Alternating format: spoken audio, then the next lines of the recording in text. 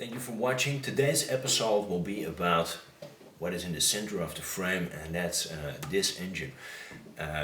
As some of you might know, if you have followed the videos this far, I'm building a dragster, I'm building a muscle car, so it needs some muscle.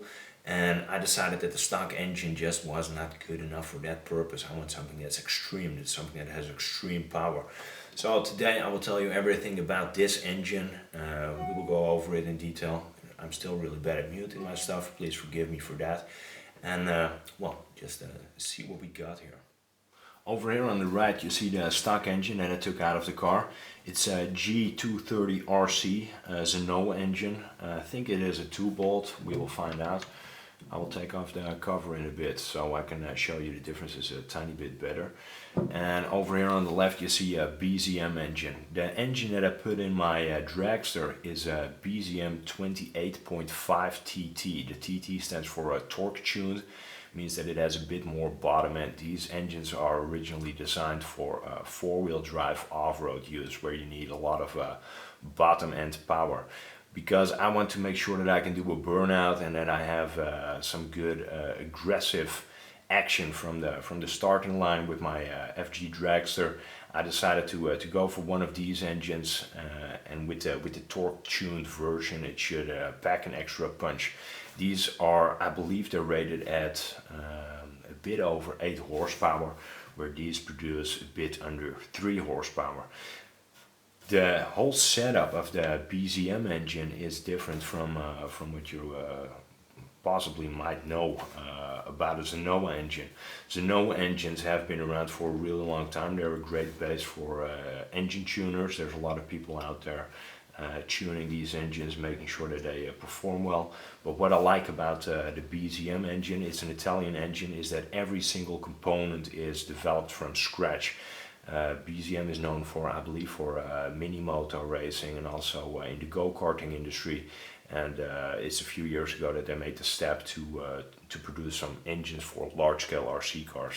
I will take off the cover on this one and on this one to show you underneath what's going on and what the main differences are. The first difference that you will be able to tell is of course the engine cover, which on this one is I believe this is cast aluminium and some plastic, and on the BZM it's a full carbon, real carbon engine cover.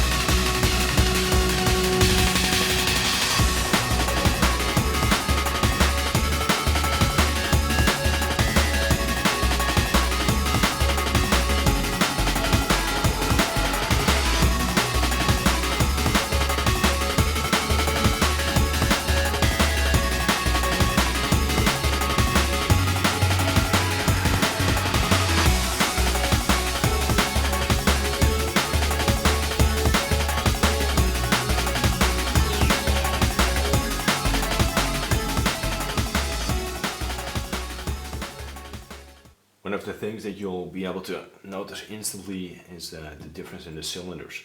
This is indeed a 2-bolt cylinder. The cylinder head and the cylinder itself is one piece, which is held in place with these 2 bolts on the crank casing. It has a regular carbureting system where the carburetor fits on the cylinder. Nothing special. These engines are reliable. FG is I believe one of the only manufacturers who supplies their cars with a Zenoah engine right out of the box. Other companies like HPI, for example, and also Losi, they supply their cars with CY engines, which are Chinese engines, where I believe the Zenoahs are Japanese products. Onto the BZM, you'll be able to see instantly that this is a machined aluminium cylinder head. What I particularly like about these engines and about the way that they're engineered is the cylinder is attached to the crankcase with 4 bolts, and after that you have a separate cylinder head which is attached to the cylinder with 5 bolts, so it's like a double security system. Also the piece over here that fits around the flywheel is a bit more elaborate than it is in the Zenoah, and the whole setup of the ignition coil is a bit different than it sits over here. It's not bolted to the cylinder like it is on the Zenoah, but it is bolted to a separate bracket outside of the cylinder. The biggest difference on this side of the engine is the way that the carburetor sticks out. You can tell in the stock engine in the Zenoah comes out at a 90-degree angle, where on the BZM it angles out from the crankcase. We call this a reed case engine. There's also some bigger bearings inside the BZM engine to deal with all the power. This is a rubber seal, and I believe 2 smaller bearings inside the Zenoah. You can tell that the crankcase of this Zenoah engine is fairly flat, and it's also a big reason that there's no extra increments or whatsoever on the clutch housing of the FG. The BZM on the other hand, because it has a bit of a bigger displacement and a completely different setup, there's a few bits sticking out over here. And to make sure that I could actually fit it in my FG Dragster, I needed to grind those bits out of the clutch housing. What I'll do right now is I'll take you along with me, zoom in on my chassis, show you what I needed to alter in order to make it fit inside my FG Dragster. I also ran into some problems with the air filter setup. I decided to go for an FG air box instead of the tiny filter that you see over here. And I needed to alter that a tiny bit as well to make sure that I could actually use the air box inside the car. The clutch housing on an FG on-road is quite large in diameter, which is not an issue if you were to replace the engine with another Zenoah or even a CY type of engine, but with the BZM engine it is kind of an issue.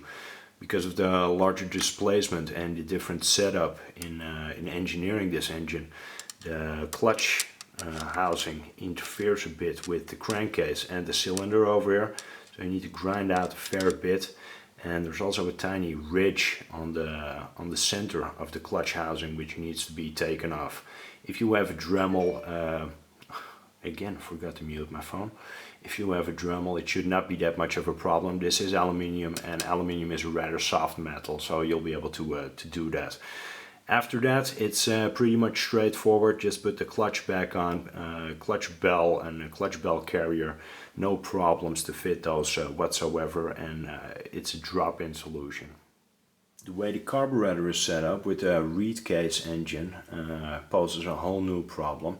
One of the problems is the throttle linkage will not fit anymore, which in my case was not that much of an issue, since I needed to bend all my linkages anyway for the custom electronics setup that I made a video about. As you can tell, it sort of tends to angle forward, and in angling forward it also makes the whole carburetor setup, air filter setup a tiny bit higher. I did not want to go for the teeny tiny air filter that came with the car standard, so I have ordered an air box that should get a bit more airflow going on inside the engine. It does angle down a fair bit, and I will keep a good eye on the running temperature of the engine to make sure it doesn't run too hot. I needed to have a setup over here that's fairly low. BZM can also supply you with some foam air filters and a V-stack that you could put on the engine. But in my case, for the Dodge Challenger body, I just did not have the space to run one of those. So yeah, I went with the air box. I put 2 of those rubber knobs on the top to avoid having any frotting going on the roof. Another thing I did is this airbox setup comes with a ring which you mount to the carburetor, and then with the airbox itself. That ring that you mount to the carburetor, it's not centered. It has a choke setup, and what I did is, instead of putting the, maybe you're familiar with this type of product, there's a bolt with a nut that goes on the other end. And instead of putting the bolt on the inside of the ring, I put the bolt on the outside of the ring. That gave me a bit more room, so I could actually turn the whole thing around and drop the whole airbox down a bit more. It also avoided that I had a clearing issue with the spark plug wire over here.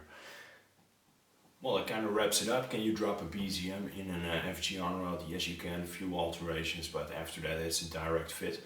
I hope you enjoyed watching this. I have some good experience with running a BZM in my low seat. That's why I also wanted to have one in this FG on-road. There's a ton of options out there.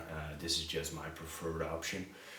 If you want to know more about BZM engines, I'll put a link in the description box below so you can check that out. Also, if you want to know some more about FG cars or even about HemiStorm products. If you want to be a bit ahead of what's going on over here on YouTube, make sure to check out the HemiStorm Products Facebook page, of which also will be a link in the description box below. Hope you enjoyed watching this video. If you did, please give it a thumbs up and make sure to hit the subscribe button if you have not already. And well, remember, have fun with your RC cars, because that's what it's all about.